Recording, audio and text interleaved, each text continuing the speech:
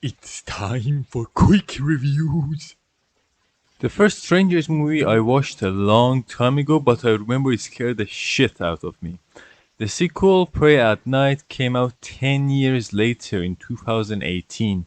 In this movie, we follow two kids who, with their parents, go to visit this old couple they know at a camp, but they're being stalked by the three masked individuals from the first movie.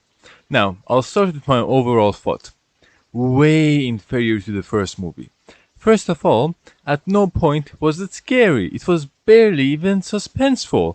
There was one jump scare that got me and two scenes in the whole movie that were a bit tense. Everything else was just meh.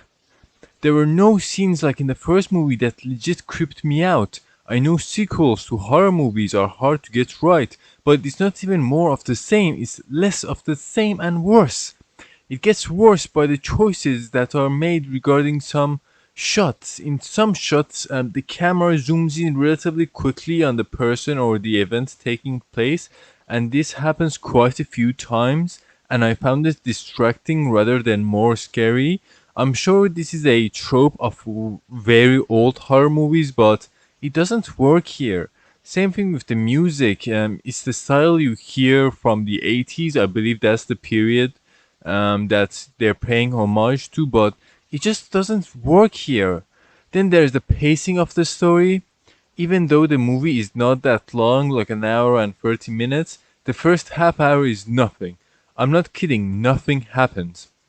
Obviously, we are introduced to the family and the premise, but it takes too long and none of the characters are interesting, nor is the way the premise is set, so it just comes off as really boring and pointless. I had a hard time sitting down to finish this movie. The dialogue also feels very artificial at times, and this was not helped by the actors. They were not bad, the acting was not bad, but some of the deliveries could have been better, that's what I'm gonna say. And the characters in the movie, they dumb as hell. Like so dumb it's hard to believe and it just takes you out of the movie. They make certain decisions that make you scratch your head and not be surprised when bad things happen to them as a result.